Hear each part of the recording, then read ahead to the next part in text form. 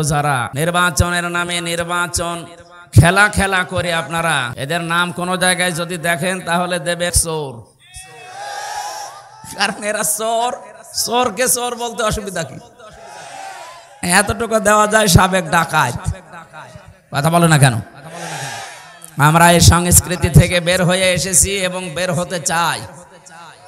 সামনে ইনশাআল্লাহ জনগণের প্রত্যক্ষ ভোটের মাধ্যমে, আমানতের মাধ্যমে জনপ্রতিনিধি নির্বাচিত হবে ইনশাআল্লাহ।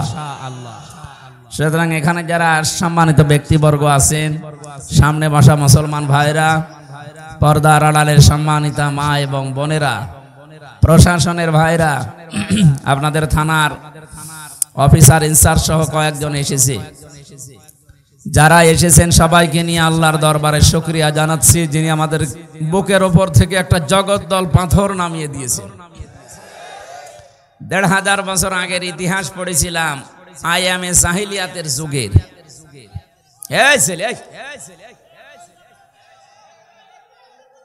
কথা বলা যাবে না, একটু ইশারায়। যারা ডিস্টার্ব করছেন কবিরা গুনাহ হবে আপনার। এখানে কোরআনের আলোচনা হচ্ছে না, চুপ করেন। আপনাদের এই প্রাণ প্রিয় নেতা, আমার শ্রদ্ধাভাজন বড় ভাই মাওলানা রফিকুল ইসলাম খান সাহেবের কাছে আমি শুনেছি, তাফসীর মাহফিলে, ওয়াজ মাহফিলে এসে আন্টি শান্টি না করে, আশপাশে ডালপালা না গছিয়ে সরাসরি কথাগুলো 10 মিনিট বলেন, কোরআনের কথাগুলো সঠিকভাবে তুলে ধরেন, যত সময় কম পাওয়া যায়। 2-3 ঘন্টা আমি কথা বলেই গেলাম, আপনি শুনেই গেলেন। যাওয়ার সময় জিজ্ঞাসা করছি কি, ও তো জানি না, আমার বলেই কি আর আপনার শুনেই কি। এই জন্য যত ক্লাস আছে প্রাইমারি থেকে শুরু করে বিশ্ববিদ্যালয় পর্যন্ত দেখবেন প্রতিটি ক্লাস সর্বোচ্চ 45 মিনিট, এর উপরে ক্লাস নেই। কেন? যারা ক্লাস নেয় ওদের জ্ঞান নেই, যোগ্যতা নেই। এই জন্যে বিজ্ঞান এই মেধার উপরে গবেষণা চালিয়ে দেখেছে মানুষের ব্রেনে, এ মাথায় কথা ধরার একটা লিমিট আছে। 45 মিনিটের পরে যদি কথা বলা হয়, এটা আর মাথায় ধরতে চাই না, আগেরটা ভুলে যায় স্মৃতি থেকে। এই জন্য যত ভালো শিক্ষক হোক 45 মিনিটের ভেতরে সামারাইজ করে যেন ক্লাসটা শেষ করে। বিশ্ববিদ্যালয়ে দেখেছি যত ভালো শিক্ষক হোক, আমার আল আজহার বিশ্ববিদ্যালয়ের শিক্ষক ছিল, মদিনা বিশ্ববিদ্যালয়ের শিক্ষক ছিল, ডক্টর জিহাদ শাহর ক্লাস নিলে 2-5 ঘন্টা কিছুই মনে হবে না, কিন্তু 45 মিনিটের বেশি ওনারে ক্লাস নিতে দেয়নি। 45 মিনিট শেষ, আর একজন এসে গেটে দাঁড়িয়ে থাকে, আপনি বের হয়ে যান, দরজায় আর একজন আছে। তার মানে আপনার এই সাবজেক্টের উপরে 45 মিনিটে আপনি শেষ করে দেবেন। এগুলো যেন এই ছাত্র ছাত্রীরা অন্তত ধারণ করতে পারে। ওখানে যারা পড়াশোনা করে বিশ্ববিদ্যালয়ে সবই তো মেধাবী। কি 80 জন ছেলে মেয়ে নেয় সারা বাংলাদেশ থেকে এক একটা সাবজেক্টের উপরে। বলেন তো, সারা বাংলাদেশ মিলে মাত্র 80 জন, এ গরু ছাগল চান্স পাবে? সুতরাং এইরকম মানের ক্লাসেও 45 মিনিটের বেশি না। আর আমরা যে ক্লাস করাছি এখানে 12 বাপের 13 ছেলে। এই একজন একবার বললে বসে, এমনও ছাত্র আছে ওরে না পিটালে বসবে না। এক ছাত্র এসে শিক্ষকের কাছে ব্যাগ আর খাতা বই মই সব নিয়ে বলছে, স্যার হয় ছুটি দেন, নাই আমি গেলাম। স্যার চিন্তা করছে ও যে পজিশনে আছে, ও ছুটি দিলেও যাবে, না দিলেও দৌড়ি দেবে। যাই, রোল নাম্বার কত? 82। ক্লাসে ছেলে মেয়ে 82টা, 82টা ছেলে মেয়ে, ওর রোল নাম্বার 82। ও ভালো ছাত্র, ওর জীবনের কোনো এম আছে, কোনো উদ্দেশ্য আছে? ওই বাবা মার বকানিতে আসে, চুরি করে আবার চলে যায়। আমরা ওই রকম ছাত্র না। এখানে যারা আছি নিজের যোগ্যতা নিয়ে ভালোভাবে খুব সুন্দর করে বসেন। আমরা 1 ঘন্টা মতো ক্লাস নেব কোরআনের এই আয়াত থেকে ইনশাআল্লাহ। আমার আজকের আলোচনার সাবজেক্ট হচ্ছে আল্লাহ আছে কাদের সাথে। আমরা রাখতে চাই না আল্লাহকে সঙ্গে? কথা বলেন না কেন? প্রত্যেকটা ধর্মে 4500-এর উপর ধর্ম আছে দুনিয়ায় এখন। প্রতিটি ধর্মের লোক তার ভগবানকে, তার গডকে, সে যার পূজা করে তাকে সঙ্গে রাখতে চায়। জাহিলি যুগে নবীজির কাছে একটা লোক এসেছিল। বিশ্বনবী ডাক দিয়ে বললেন, তোমার হাতে এটা কি? হে নবী, এটা আমার খোদা। যে নাক ভাঙা কেন? যে একে আমি সব সময় সঙ্গে রাখি আমার বরকতের জন্য। কোনো জায়গায় ফেলে দেই না, সব সময় সাথে রাখি, কাছে রাখি, যেন আমি বিপদ আপদ থেকে বাঁচতে পারি। এরকম মেয়েকে খোদার সঙ্গে নিয়ে বাঁচার জন্য এই 15.5 বছরও অনেকে চেষ্টা করেছিল। আপনি দেখেছেন বড় বড় পোস্টার লাগিয়ে রাখতো, বড় বড় ব্যানার টাঙিয়ে দিত, উপরে খোদা নিচে হুদা, এরকম হাঁ করে আছে। এই যে উপরে যে দুইজনের ছবি টাঙিয়ে নিচে আপনি পায়ের কাছে আছেন, এমনি তো না, এলাকার জনগণকে আপনি বোঝাতে চাইতেন যে আমি কিন্তু অমুক দলের। ওই যে উপরের দিকে তাকান, দুইজন খোদা, একজন খোদা নিজে আর খোদার মেয়ে বসে আছে। এই কথা বলছে না কেন? অন্তত এদের উপর নিচে থাকলে আমার আর কোনো চিন্তা নেই। জাহিলির যুগে ওই লোকটা না বুঝে এই কাজ করতো, আর আমাদের এই 1500 বছর পর আমরা দেখেছি অনেকে বুঝে শুনে এই কাজ করেছে। ওর খোদা যেমন ওকে উপকার করতে পারে নাই, এদের খোদা এদের কোনো উপকারে আসে নাই। খোদা এখন নিজেই মাটির সাথে মিশে গেছে। কথা বলেন ঠিক কিনা? এখান থেকে প্রতীয়মান হয় পৃথিবীর কাউকে যদি কেউ উপরে তোলার জন্য মেকি চিন্তা ভাবনা করে, আল্লাহ এটা রাখে না। পৃথিবীর ইতিহাস এইটাই। আনন্দের বিষয়, মাত্র এই 24 সালের ভেতরে দুইজন পৃথিবীর স্বৈরাচারকে আল্লাহ জনমের মতো বিদায় দিয়েছেন। একটা আসাদ আর একটা নাম না নিলাম, এই দুইজনকে আল্লাহ 1 সালে বিদায় দিল। এখনো পর্যন্ত পৃথিবীর ইতিহাস আমি যা জানি, যারা পালিয়ে গেছে কোন স্বৈরাচার, এরা আবার ফিরে এসেছে আমি আজও শুনিও নি, কোনো জায়গায় পড়িও নি। 805 বছর আগে পালিয়েছিল লক্ষণ সেন, ফিরে এসেছে না? আসে না। আশরাফ ঘানি পালিয়েছে, এসেছে। আসাদ পালিয়েছে, এসেছে। উনিও পালিয়েছে, আসবে না। যারা মনে করেন না আমি আশায় বুক বেঁধে আছি, আপা চট করে আসবে, আসবে কি করে? 165টা মামলা তার নামে, তাও বড় বড় মামলা, গণহত্যা। একটা হত্যা করলেই তো তার ফাঁসি হয়ে যায়। কতগুলো মানুষ? 2732 জন মানুষ হত্যার সাথে সে দায়ী। শুধু তো 24 সালে, আর 2006 থেকে শুরু করলে কত মানুষ হিসাবের বাইরে। আপনি কি করে হিসাব দেবেন? আপনি যে আশায় বসে আছেন যে আসবে, আসবে কি করে? আমি যে বিনা কারণে 3টা বছর জেলে ছিলাম, 2টা মামলায়, তাও মিথ্যা মামলা। মনে করেন 1.5 বছর করে এক এক মামলায় গেছে। যার 165টা মামলা, তারও যদি 1.5 বছর করেও রাখা হয় তো কব্বরে চলে যাবে। আজকে যদিও আন্তর্জাতিক অপরাধ ট্রাইব্যুনাল থেকে ওনাকে দেশে ফিরিয়ে নেওয়ার জন্য রেড অ্যালার্ট জারি করা হয়েছে, যে ভারতকে বলা হচ্ছে যে আপনার ফেরত দিন, আমাদের মেয়ে আমাদের কাছে ফেরত দেন, আমরা যা করি করি। অথচ আপনারা মেয়ে ফেরত না দিয়ে এখন চট্টগ্রাম নিয়ে নেওয়ার পায়তারা করছেন। আরে দাদা, আপনি কি যৌতুক নেবেন? আর মেয়ে তো পালিয়ে গেছে, যৌতুক কিসের? পালানো মেয়ের কোনো যৌতুক আছে না? ও বিয়েই তো আমরা মানি না, খালি এতদিন স্বামী স্ত্রীর সম্পর্ক বলে কাটিয়েছেন। বিয়ে কি আসলে মানা যায়? কারণ দাদা, যতদিন মুসলমান না হবে ততদিন মেয়ের বিয়ে জায়েজ নেই। এটা আমি বানালাম। সূরা বাকারা 2 নম্বর পারা 14 নম্বর পৃষ্ঠা 4 নম্বর লাইনে 221 নম্বর আয়াতের মাঝের অংশে আছে, ওয়ালা তুনকিহুল মুশরিকিনা হাত্তা ইউমিনু। এ ফতোয়া আল্লাহর। যতক্ষণ কোন মুশরিক পুরুষ মুসলমান না হবে, ঈমান না আনবে, মুমিনা নারীর জন্য তাকে বিয়ে করা জায়েজ নেই। এই জন্য তো বলছে যে বিয়েই তো আমরা মানি না, যৌতুক কিসের? আর দাদার এখন যা বয়স, ও ছাতা যদি বয়সে মুসলমানে দিতে হয়, ও হাসাম দেখা যাচ্ছে গোড়া থেকে কেটে বাদ দিয়ে দিল। আমি আর নিচে নামলাম না।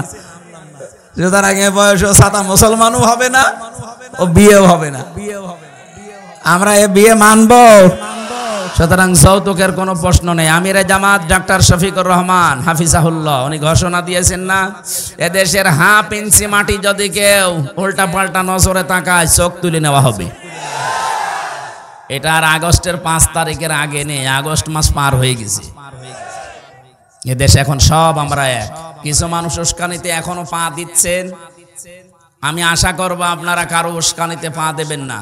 দেখেছেন না গোপালগঞ্জের মানুষের পেছনে কেরম লাল হয়ে গেছে? ওই সময় সন্তান যে গোপালগঞ্জ থেকে ঢাকায় কেউ যদি বাসে বসে আসে 300 টাকা, দাঁড়িয়ে আসলে 1000 টাকা। মানে এমন পিটানো পিটিয়েছে আর্মিরা, বসে আসবে সে কায়দা নেই। এখনো পাগলামি করছেন অনেকে, যখন আসবে চট করে। কিসের চট করে আসা? দেশের একটা মানুষের বিবেক যদি জাগ্রত থাকে, জীবনেও কোনো জালেমকে দেশে আর আসতে দেওয়া হবে না ইনশাআল্লাহ। কোনো জালেমকে আমরা সামনে চেয়ারে মেনেও নিতে চাই না। কোরআনে কারিমের একটা আয়াত একটু শিক্ষার জন্য বলছি, সূরা নমল 19 নাম্বার পারার 20 নাম্বার পৃষ্ঠা, এটা 7 নাম্বার লাইনের 52 নাম্বার আয়াতে আছে, তাফসিরে কাবিরের ভেতরে পাবেন। আল্লাহ পাক বলেন, ফাতিলকা বুয়ুতুহুম খাবিয়াতাম বিমা যালামু। এই এদিকে তাকান, এইগুলো তো মানুষ না কি ওইটা? এই এদিকে থেকে সরেন। এই মাইক ম্যান, এই জানতো এখান থেকে যান। এই ছেলে এখান থেকে সরে তো, পিছাও, আরো পিছাও, পিছান পিছান, তাড়াতাড়ি আরো পিছান। আপনার লাগবে না ওগুলো করা, পিছান আরো পিছান, যান পিছান। কথা বলা যাবে না ভাই, এমনি সময় কম, দেখছেন না? হ্যাঁ এদিকে তাকান। সিরাজগঞ্জবাসী, এটা রেকর্ড হচ্ছে, কালকে সারা দেশে যাবে। এরকম উল্টা পাল্টা দেখলে থানার বদনাম হয়ে যাবে। মানুষ জানে যে অন্তত সিরাজগঞ্জের উল্লাপড়া, এখানে একজন মানুষ থাকে। এ মানুষের আন্ডারে যারা আছে এরাও মানুষ। এখন যদি এই কাজ করেন, অন্যান্য জেলার মানুষ যারা খারাপ ভাববে না? এই জন্য আমি মাপ চাচ্ছি, অন্তত আমাদের সম্মান যেন নষ্ট না হয়। ফাতিলকা, কোরআনের কোন শব্দ যদি কেউ বোঝার চেষ্টা চালায়, ও 500 রাকাত নফল নামাজের সওয়াব পায়। আপনি এখন 500 রাকাত নফল নামাজ পড়তে পারবেন? একটু চেষ্টা করেন। আল্লাহ পাক বলেন ফাতিলকা, এই যে এইভাবে আল্লাহ দেখিয়েছেন। ফা ব্যবহার হয় আরবি গ্রামার অনুযায়ী 19টা অর্থে। তিলকা দিয়েছেন ফা এর পরে, তার মানে আল্লাহ যেন তার কুদরতি হাতের আঙ্গুল এভাবে দেখিয়েছেন। হে বাংলাদেশের মানুষেরা মনে করেন যদি এটা লূত নবী আলাইহিস সালামের জামানার ঘটনা, কিন্তু বাংলাদেশে 2024 সালের 5 আগস্টের সাথে আয়াতটার মিল আছে। এই কারণে বলছি, আল্লাহ বলেন এই সেই ঘরগুলো, বাইতুন দেয়নি, বুয়ুত বহু বচন, হোম মানে তাদের। আল্লাহ বলেন এই সেই ঘরগুলো। হে নবী আপনি একটু তাকান না কেন এদের ঘরের দিকে? খাবিয়াতান, আমি জনশূন্য করে দিয়েছি, পরিত্যক্ত করে দিয়েছি, বিমা যালামু, তাদের জুলুমের কারণে। আপনি কত বাস্তব আয়াত একটু তাকান। কুষ্টিয়ার হানিফ সাহেবের বাড়ির দিকে তাকান, বাড়িটা এখন জনশূন্য, পরিত্যক্ত, মনে হচ্ছে গণ টয়লেট হয়ে গেছে। গত বর্ষা দিনও পেপারে দেখলাম ঢাকার ওই ধানমন্দির বাড়িটা কত জলুসপূর্ণ ছিল, কত মানুষ আবেগে যে চুমা খেত, অথচ এখন জাতীয় টয়লেট হয়ে গেছে। একবারে 8-10 জন করে যাচ্ছে, কেউ বিভিন্ন দিকে মুখ করে, মনে হচ্ছে জামাতবদ্ধ টয়লেট চলছে। আয়াতের শব্দের দিকে খেয়াল করেছেন, বিমা যালামু, এদের জুলুমের কারণে। আমি 630টা থানা বাংলাদেশে, কম বেশি প্রায় থানায় আমি গেছি, প্রত্যেকটা জায়গায় জালেমদের বাড়ি ঘরের একই অবস্থা। আল্লাহ বলেন ফাকতিয়া দাবিরুল কওমিল্লাযিনা যালামু, জালেমদের শিকড় কেটে ফেলা হয়ে গেছে। এই যে ইউনিয়নের চেয়ারম্যান, উনি এই ইউনিয়নের মেম্বার থেকে সংসদ পর্যন্ত জালেমরা একেবারে শিকড় গেড়ে রেখেছিল। এমন কোন জায়গা ছিল না যে জালেমদের দোসর ছিল না। এই কথা বলছেন না কেন? আল্লাহ এখানে কতিয়া দিয়েছেন। এটা সূরা আনআম 7 নাম্বার পারা 12 নাম্বার পৃষ্ঠা 4 নাম্বার লাইনের 45 নাম্বার আয়াতের মাঝের অংশে আছে। আল্লাহ বলেন কতিয়া, এর ফাইল জানা নেই, এটা মজহুল। জালেমদের শিকড় সব কেটে ফেলা হয়ে গেছে। কে কেটেছে জানা নেই। হানিফ সহ কুষ্টিয়ার শত এমপি মন্ত্রী যারা ছিল আশপাশে চেয়ারম্যান থেকে মেম্বার থেকে একটারও বাড়ি জনগণ রাখে নাই। আমি যত জায়গায় খবর নিয়েছি একটাও তো পাইনি। দেখিও নি যে সব জনসৈন্য পড়ে আছে উজাড় গৃহ। একটাই কারণ এই জায়গাগুলোতে জুলুম হতো।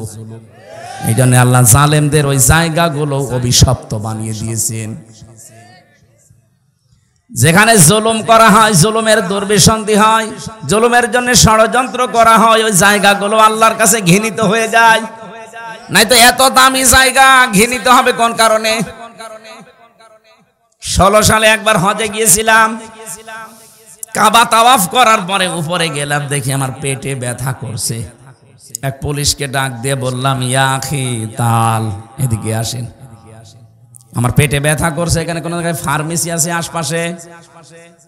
পুলিশ আমারে বলছে, ইয়া হাজিউল হুজ্জা তাই না বিলাদুকা, হাজি দেশ কোথায়? যে তুমি বাংলাদেশ। বাংলাদেশ থেকে এসেছি। পুলিশ আমারে ওনার ভাষা দিয়ে বলছে, হাজি আপনি জানেন না এটা কোন জায়গা? না তো, আবু জেহেলের বাড়ি। আপনি এখনো পায়খানা না করে দাঁড়িয়ে আছেন? তাড়াতাড়ি করেন। পায়খানা করে দেখি আমার পেটের ব্যথা ভালো হয়ে গেছে। আল্লাহ যেন আমাকে জানাতে চাই, হামজা এত টাকা খরচ করে 6,500 কিলোমিটার দূর থেকে আসলে, আর শয়তানের বাড়ি পায়খানা না করে চলে যাবা, তাড়াতাড়ি করো। আমার তো মনে হচ্ছে 1,500 বছর পরে এখন ঠিক এই দেশের জালেমদের বাড়ি ঘরগুলো আল্লাহ আবু জেহেলের বাড়ির মতোই বানিয়ে দিয়েছে।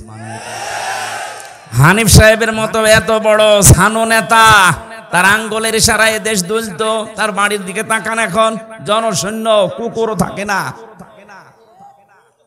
এ পর্যন্ত আল্লাহ বলে শেষ করেননি, পরের টুকু আমাদের জন্য।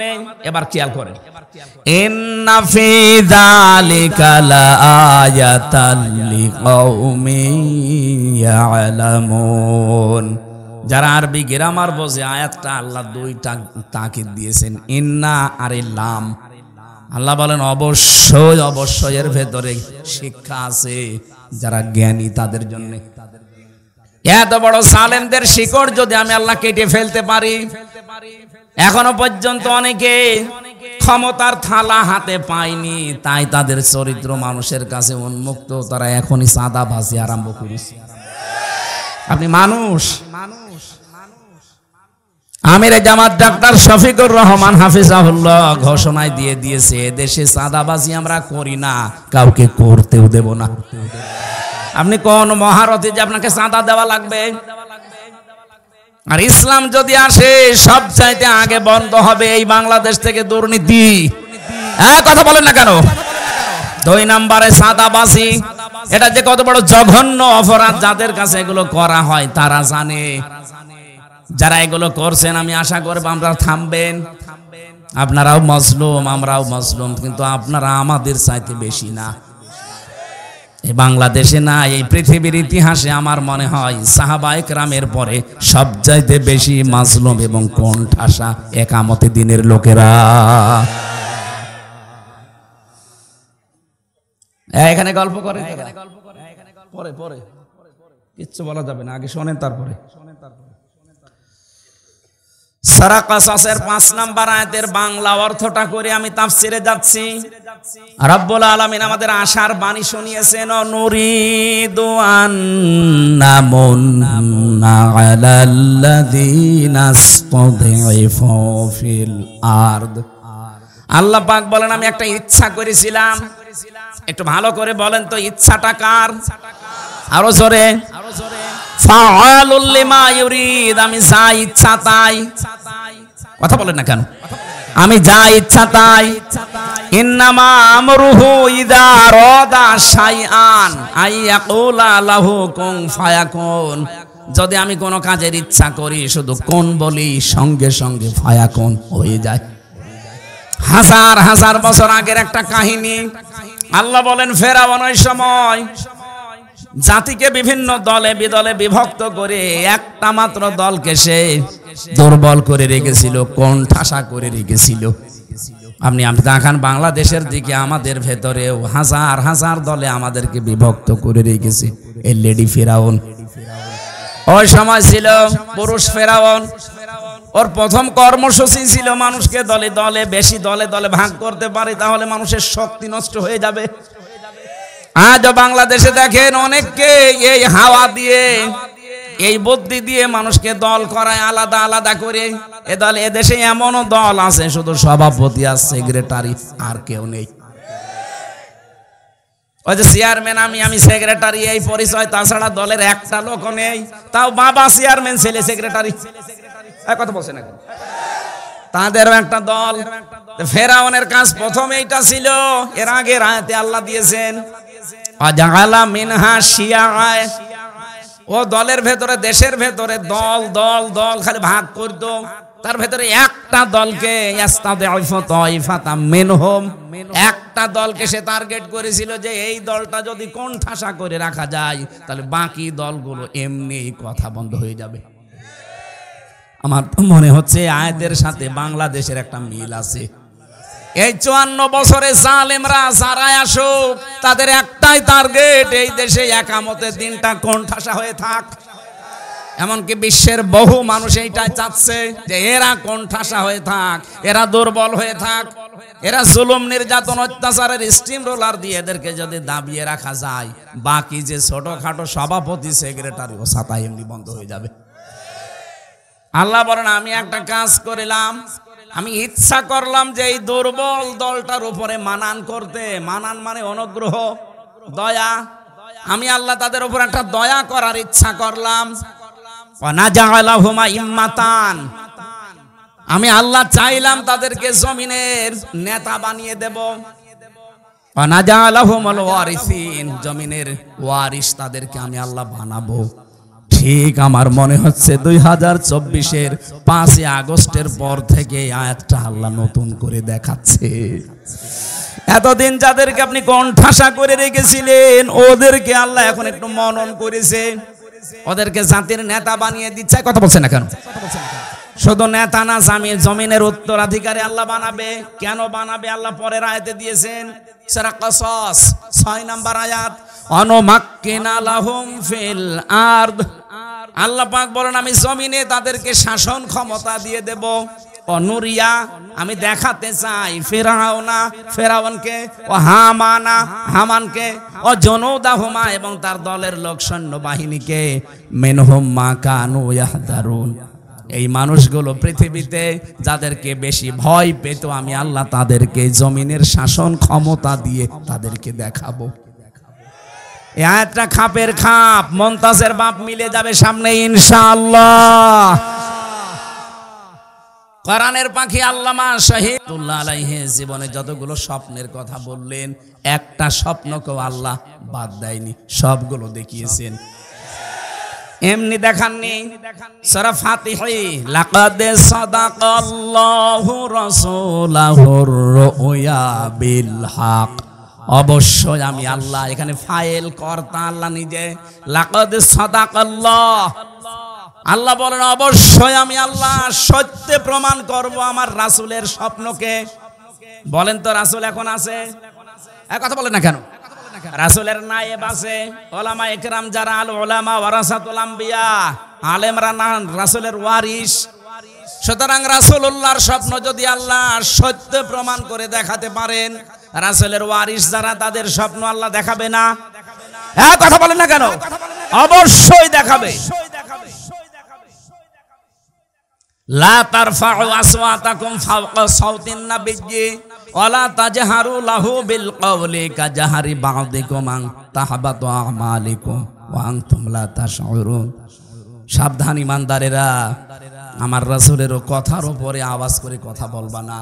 এই আয়াতটা তো সে 1500 বছর আগে শেষ হয়ে যাওয়ার কথা, এখনো কোরআনে আছে। কোন কারণে আছে? এই জন্য রাসূল থাকবে না, কিন্তু তার ওয়ারিসরা থাকবে।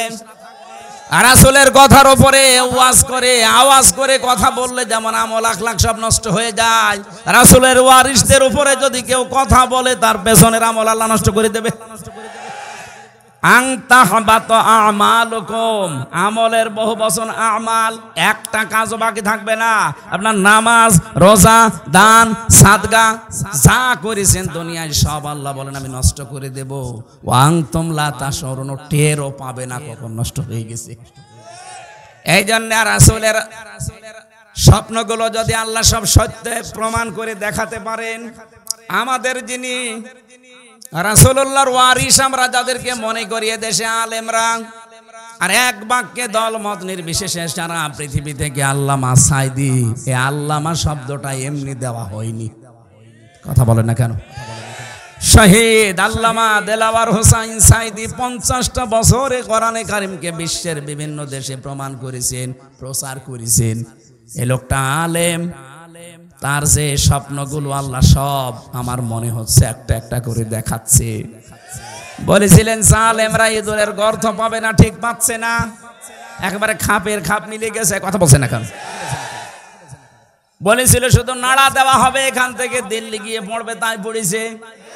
উনি বলেছিলেন এই দেশে জালেমদের নাকের ডগার উপরে আল্লাহর এই কালেমার পতাকা বাংলাদেশে পথ পথ করে উঠবে, এইটাও সামনে সত্য হবে ইনশাআল্লাহ।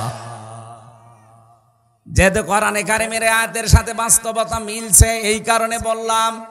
তাহলে আমাদের এই আয়াত থেকে শিক্ষা নেওয়ার বিষয়ে, এত বড় জালেমদেরকে যদি আল্লাহ কেটে কুটে শেষ করে দিতে পারে, আমরা যারা সামনে চেয়ারে বসবেন, যেই বসবেন যেন জালেম হয়ে যাবেন না। যদি জুলুম করেন, আপনাকে আল্লাহ আপনার বাড়ি ঘরও কিন্তু উজাড় গৃহ বানিয়ে দেবে। আল্লাহ আমাদের শিক্ষা নেওয়ার তৌফিক দিন, বলেন আমিন। যে কথাটা তুলেছিলাম, আয়ামে জাহিলিয়াত ছিল 1500 বছর আগে, আরে 15.5 বছরে আল্লাহ আমাদের উপর থেকে আমি জাহিলিয়াতের পাথরটা দূর করে দিলেন। শব্দ দুইটা প্রায় কাছাকাছি, আই এম এ আর আমি, এক কথা বলছে না কেন? কাজ অপিরায় তাদের কাছাকাছি। সুতরাং আল্লাহ আমাদেরকে বাঁচিয়েছেন, যে আল্লাহ আমাদেরকে বিশাল পাথর আমাদের বুকের উপর থেকে সরিয়ে যে কথা বলার মতো একটা শক্তি দিলেন। প্রশ্ন আসতে পারে, এতদিন কথা বলেননি? হ্যাঁ বলেছি, কিন্তু অর্ধেক কথা বলতে পারিনি। কোরআনে কারিমে আল্লাহ জানিয়েছেন, খালাকাল ইনসানা আল্লামাহুল বায়ান, আমি মানুষ বানিয়েছি আর কথা বলা আমি শিখিয়েছি। এই বায়ান শব্দের ব্যাখ্যা এসেছে, মুফাসসির ইকরাম লিখেছেন, একটা মানুষ যে কথা বলে, এক একটা কথা তৈরি হতে 27টা ধাক্কা লাগে এই কণ্ঠের ভেতরে। 27টা ধাক্কা লাগার পর একটা কথা তৈরি হয়। আর কোরআন আর হাদিসের ব্যাখ্যা বলছে, এটা তো বিজ্ঞানের তথ্য। কোরআন হাদিস বলছে প্রত্যেকটা স্তরে একজন করে ফেরেশতা বসে আছে। এর কাছে এভাবে দিতে দিতে 27 নাম্বার জায়গায় আসার পরে এই মুখের গর্ত থেকে একটা কথা বের হয়ে যায়। অথচ এই কথা বলার এই বাকশক্তিটা রুদ্ধ করে রেখেছিল এই জালেমরা। কথা আমরা বলতেই পারি নাই। কথা বলেন ঠিক কিনা? যে কয়জনই কথা বলেছে তারা ওই অন্ধকার প্রকোষ্ঠে জীবন কাটিয়েছে। সুতরাং আল্লাহ যে এই বাকশক্তি যারা চেপে রেখেছিল, আল্লাহ যে ছেড়ে দিয়েছেন, যারা এখন কথা বলতে পারেন, জবান খুলে বলেন আলহামদুলিল্লাহ। আমরা রাসূলের উপরে দরুদ আর সালাম পাঠের মাধ্যমে তেলাওয়াতকৃত আয়াত সূরা মায়েদা, কোন সূরা? বলেন বলেন। একটা মাত্র আয়াত পড়েছি, আয়াতের নাম্বার 12। কত? মায়েদা মানে দস্তরখানা। মায়েদা মানে কি? তামাম দুনিয়াটায় আল্লাহ দস্তরখানা বানিয়ে রেখেছেন। এই সূরার নামকরণে আমি একটা হাদিস পেয়েছি, বিশ্বনবী জানিয়েছেন, কেউ যদি দস্তরখানা বিছিয়ে খাবার খায় আর পড়ে যাওয়া খাবারটা তুলে খায় দস্তরখানা থেকে, তাহলে তার জান্নাতের হুরদের দেনমোহর আদায় হয়ে যায়। আমলটা ছোট কিন্তু বিশাল বেনিফিট পাবেন।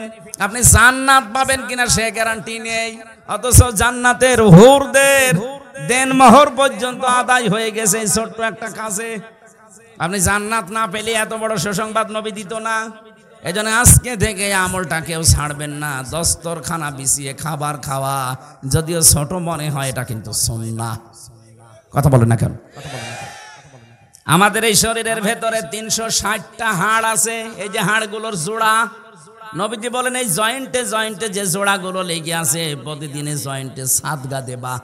সাহাবী বলেন, হুজুর আমি গরিব মানুষ, সাদগা পাবো কোথায়? বিশ্বনবী বলেন, 2টা কাজ দুনিয়ায় করলে সাদগা আদায় হয়ে যাবে। মসজিদের ভেতরে যদি কোনো ময়লা পড়ে থাকে, কপ থুতু কাশ যাই ময়লা থাকে, নিজের দায়িত্ব মনে করে তুলে ফেলে দিবা। আর দস্তরখানায় পড়ে যাওয়া খাবারটা তুলে খাবা। তাহলে নবীজি জানিয়েছেন এই যে 360টা জোড়া এর সাদগা আল্লাহ তোমার কাছ থেকে আদায় বলে ধরে নেবেন। আমরা এই আমলগুলো করি। নামকরণের ভেতরে আরো হাজারো কথা ছিল, আমরা তাফসিরে যাচ্ছি। এই আপনারা কথা বলেন কেন? একদম স্তব্ধ হয়ে যাবেন। এখন নামাজ চলছে, 500 রাকাত নফল নামাজের সওয়াব পাবেন এই 1 ঘন্টায়। আমার ভাইরা, আজকের আলোচনার বিষয়টা বলেছিলাম আল্লাহ আছে কাদের সাথে। বললাম না যে প্রত্যেকটি ধর্মের মানুষরাই তার দেবতাকে সঙ্গে রাখতে চায়। ওই যে বেদুইন রাখতে চেয়েছিল, নবীজি বললেন যে নাকটা ভেঙে গেছে, বলে হ্যাঁ নাক ভেঙেছে আমার কারণেই, আমি এরে রেখে কোনো জায়গায় যাই না। এমনকি টয়লেটে যাওয়ার সময় চিন্তা করলাম, খোদা একে টয়লেটে নিয়ে যাওয়া যায়, রাখলাম পাশে। কাজ সেরে এসে দেখি ওর মাথা থেকে পা পর্যন্ত পুরা ভিজা। চিন্তা করলাম খোদার গা ভিজা, না জানি কোন রহমত বরকতের পানি হবে। জব্বা বের করে চাটলাম, খাইলাম, দেখি গন্ধ দুর্গন্ধ, একটা বিটকট বিট ঘটিয়া একটা কি এরকম স্বাদ, উদ্ভট স্বাদ।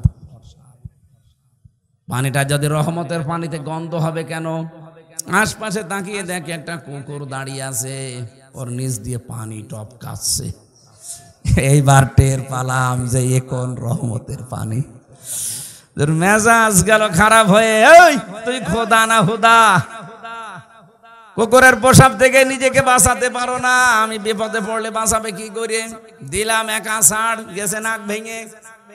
হেনবি এদের অসারতা, এদের কল্প কাহিনী, এদের মিথ্যাচার, এদের সব ভুয়া বিষয়গুলো আমি ধরে ফেলেছি, যেগুলো সব বাজে জিনিস।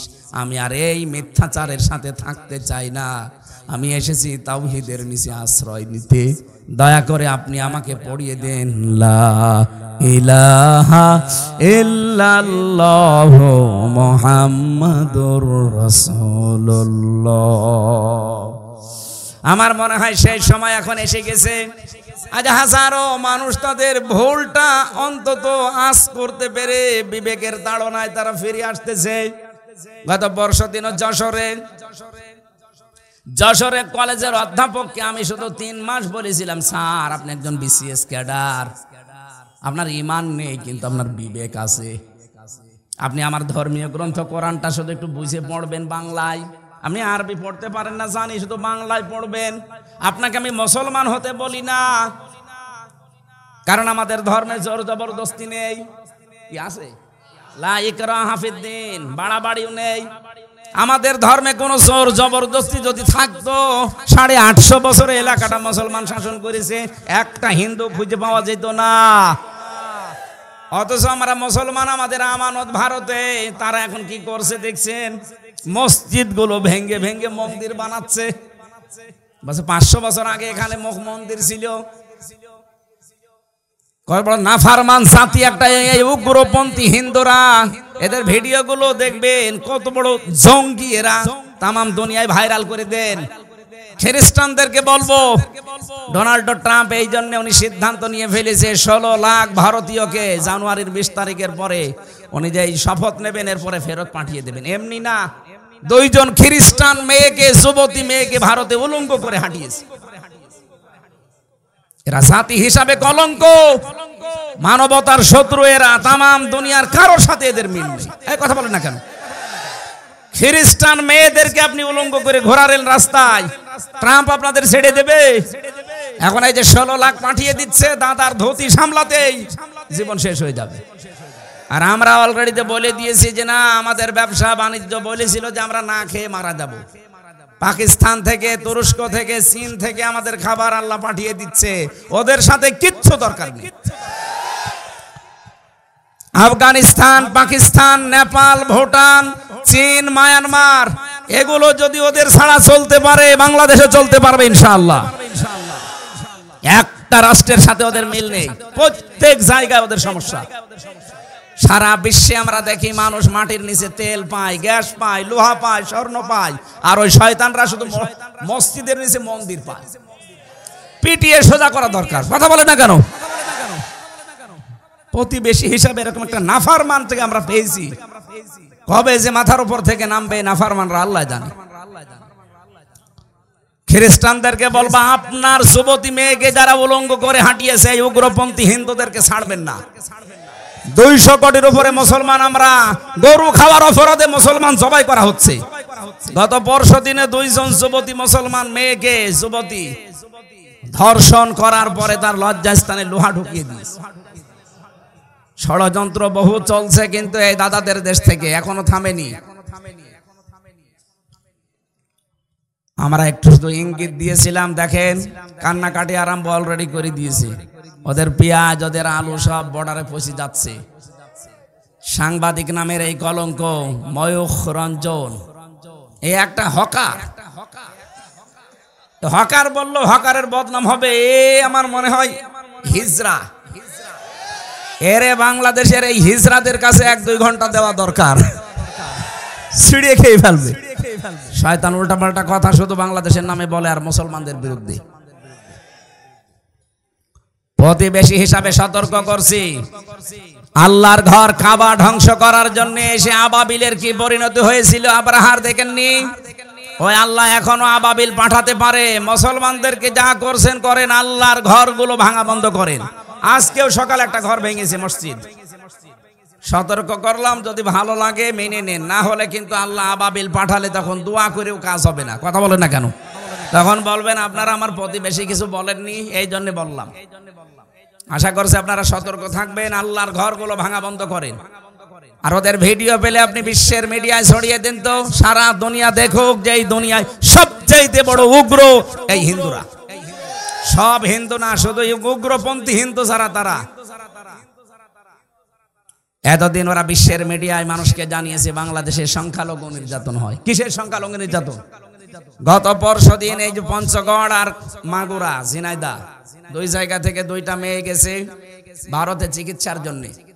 সাংবাদিক ওই ময়ূখ রঞ্জনের মতো একজন হকার, মলম বিক্রেতা, ও এসে বলছে আপনি বলেন যে বাংলাদেশে আপনার মেয়েকে রেপ করা হয়েছে, বাংলাদেশে আর টিকতে পারছি না, এই কারণে আমরা পালিয়ে এসেছি। মেয়েটা একেবারে মানে গরম ভাতে ছাই দিয়েছে। কি বলেন আপনি? আমরা এসেছি আমার মেয়ের হাতের চিকিৎসা করাতে। আর ওই দেশে আমরা যে আগস্টের 5 তারিখের পর থেকে সবচাইতে বেশি শান্তিতে আছি, মনে হয় স্বর্গে আছি। সাংবাদিকের মুখ গেছে একেবারে বিড়ালের মতো।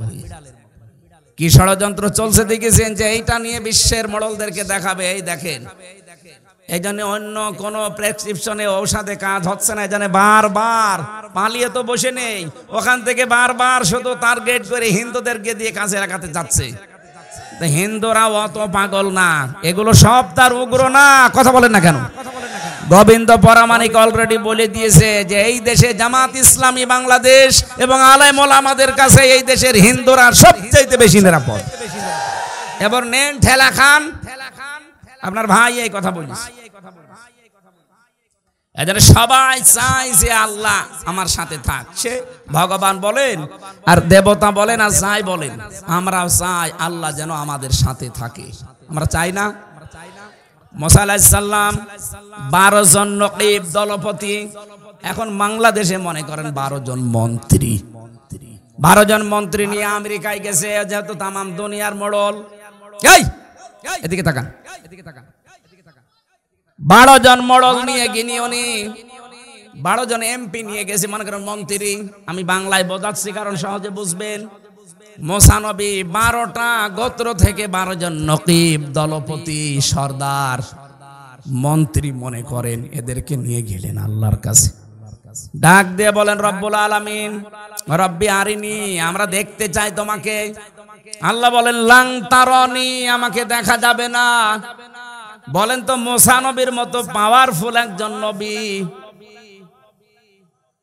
এত বড় নবীকে যদি আল্লাহ লাং তারনি বলেন না, কখনো দেখা সম্ভব না।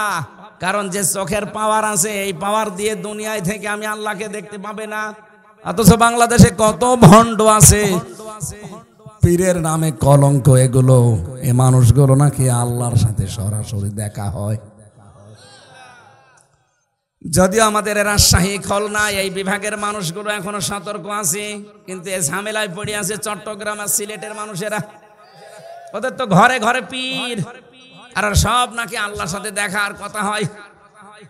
মুসা নবীকে আল্লাহ বলছিলেন তারনি, কখনো সম্ভব না দেখা। নবী যদি না পারে এরা পারে কি করি? এগুলো সব ভণ্ডামি। এই ভণ্ডামি কথা বিশ্বাস করবেন না। কথা বলছেন? আলহামদুলিল্লাহ, এটা রেকর্ড হচ্ছে বলে বললাম। আমার সিরাজগঞ্জবাসী হযরতে মুসা ডাক দিয়ে বলেন, রব্বুল আলামিন, এরা তো দেখতে চায় তোমাকে। আল্লাহ বলেন সম্ভব না, কিন্তু আমি তোমাদের সঙ্গে আছি। আল্লাহু ইন্নী মাআকুম, অবশ্যই আমি আল্লাহ তোমাদের সঙ্গে আছি, সাথে আছি। 12 জন নকিব দলপতিকে নিজ নিজ এলাকায় যেতে বলো, জনগণকে, এই এলাকার মানুষদেরকে যেন এই কথা জানিয়ে দেয় যে আল্লাহকে দেখতে পারিনি, কিন্তু উনি আমাদের সাথে আছেন, আমাদের সঙ্গে আছেন। যদি আমরা দুনিয়াতে 5টা কাজ করতে পারি, তাহলে এই বাংলাদেশে যেই লোকটা 5টা কাজে আঞ্জাম দিতে পারে, সে যেন মনে করে আল্লাহ আমার সাথে আছে। কথা বলে না কেন? আমরা চাই না এটা, আল্লাহ যেন আমার সাথে থাক, এটা চাই না। ওয়ালাকাদ আখাযাল্লাহু মিসাক বানি ইসরাঈল, অবশ্যই আমি আল্লাহ, শব্দ শুরুই করেছেন লাকাদ দিয়ে। আমি আল্লাহ নিজে অঙ্গীকার নিয়েছিলাম বানি ইসরাইলের এই 12 জন নকিব থেকে। ওয়াবাসনা মিনহুম 12 নাকিবা, আমি নিজে তাদের মধ্যে পাঠিয়ে দিলাম এই 12 জন নকিবকে। আর ঘোষণা দিয়ে জানিয়ে দিলাম, যাও নিজের এলাকায় যাও, জনগণকে এই কথা বলবা যে আল্লাহকে দেখতে পারিনি, কিন্তু আল্লাহ আমাদের সাথে আছে। এই ঘোষণা নিয়ে এসেছি। লাইন অবশ্যই, যদি লামে তাকিদ আর ইন মানে যদি, লাইনা আকামতুমুস সালাতা ওয়া আতাইতুমুজ যাকাতা। 1 নম্বরে, এলাকায় যদি নামাজ কায়েম করতে পারি আর যদি যাকাত আদায় করতে পারি, ওয়া আমানতুম বিরুসুলি, আর যদি আমরা ঈমান আনতে পারি আল্লাহর রাসূলদের উপরে, ওয়া আযযারতুমুহুম, তাদেরকে সাহায্য করতে পারি, ওয়া আকরাদতুমুল্লাহ কারদান হাসানা, আল্লাহকে যদি উত্তম ঋণ দিতে পারি, এই 5টা কাজ যদি আমরা করতে পারি, আল্লাহ আমাদের গ্যারান্টি দিয়েছেন, ইন্নী, অবশ্যই আমি, মাআকুম, তোমাদের সঙ্গে আছি। আল্লাহ বলেন আমি তোমাদের সঙ্গে আছি, সব সময় সাথে থাকবো। এই 5টা কাজ করা লাগবে। সিরাজগঞ্জবাসী, প্রথম কাজটা আকামতুমুস সালাতা। আল্লাহ কিন্তু বলেন না যে ফাসাল্লি, নামাজ পড়ো না, নামাজ কায়েমের কথা জানিয়েছেন। নামাজ নিজে নিজে পড়া যায়, কিন্তু কায়েম নিজে নিজে করা যায় না। কায়েম করতে হলে পরিবার, সমাজ এবং রাষ্ট্র লাগে। তাহলে আল্লাহকে এই দেশে যদি আমরা রাখতে চাই আমাদের সঙ্গে, নামাজ কায়েমের আন্দোলন করা লাগবে। এই কথা বলেন না কেন? এটাকে ব্যক্তিগতভাবে পারা যায় না, ব্যক্তিগতভাবে নামাজ পড়া যায়। এই জন্য ফাসাল্লি লিরাব্বিকা ওয়ানহার, হেন আপনি নামাজ পড়েন। এই একটা জায়গায় শুধু আছে, আর 82 জায়গায় আছে আকিমিস সালাত, নামাজ কায়েম করেন। ব্যক্তি, পরিবার, সমাজ, রাষ্ট্র, এগুলোতে নামাজ কায়েম করতে হলে শুধু ওয়াজ করে শোনা মতো বলে হবে না, এখানে আইন পাশ করা লাগবে। এই তথ্য আছে সূরা হজের 41 নম্বর আয়াতে, আল্লাযীনা ইম্মাক্কান্নাহুম ফিল আরদ আকামুস সালাহ ওয়া আতাবুজ যাকাত। আমি যদি আমার মুমিন বান্দাদেরকে জমিনের শাসন ক্ষমতা চেয়ারে বসাই, তারা 4টা কাজ করবে। 1 নম্বরে নামাজ কায়েম করবে। তাহলে বাংলাদেশের জনগণ, আল্লাহকে যদি আমরা সঙ্গে রাখতে চাই, নামাজ কায়েম করতে চাই যারা সংসদে, তাদেরকে পাঠানোর দায়িত্ব আমাদের। এই কথা বলেন না কেন? এর জন্য যদি মিছিল করা লাগে, মিটিং করা লাগে, ভোট দেওয়া লাগে, যা মনে করেন করেন, এইটাই ইসলাম। অনেকে মনে করে ভোটের কথা, হ্যাঁ, ভয় কাট্ট বাংলায় লেখা আছে, তাফসিরে মারিফুল কোরআন নিয়ে আসেন, ইন্নাল্লাহা ইয়ামুরুকুম আন তুআদ্দুল আমানাতি ইলা আহলিহা। বহু বচন এটা, আমানাত। অবশ্যই আল্লাহ তোমাদেরকে নির্দেশ দিচ্ছে, যাবতীয় আমানত তার প্রাপকের কাছে পৌঁছিয়ে দাও। এখানে আমানাত 9টা অর্থ আছে। 1 নম্বর অর্থই হচ্ছে রায় দেওয়া, ভোট দেওয়া। আপনি মারিফুল কোরআন তাফসির খুলে দেখেন, বাংলায় যদি লেখা না থাকে ভোট, রায়, আমি কথা বলবো না। এটা যদি দুনিয়ার কাজ হতো আমি বলতাম না, তাফসিরে পড়েছি এই কারণে বললাম। এরপরেও যদি কেউ দুনিয়ার কাজ মনে করে এড়িয়ে যান তাহলে মারেফুল কোরআন আপনি ছিঁড়ে ফেলেন। পারবেন আপনি? তাহলে কথা মেনে নেওয়া লাগবে। নিজেও পড়বেন না, হামজা বলবে আপনি মানবেনও না। আপনি কি হয়েছেন কি না? আপনাকে মানা লাগবে। আমিরে জামাতের কথার ধরন দেখেননি, সাদাবাজি করব না, করতেও দেব না। আপনি মানবেন না মানে আপনাকে মানাবো। আরে মানাবো এই শব্দটা প্রয়োগ করতে হলে রাষ্ট্রে ইসলাম লাগবে। কথা বলেন ঠিক কিনা? আমরা আল্লাহকে সঙ্গে রাখতে চাই। এই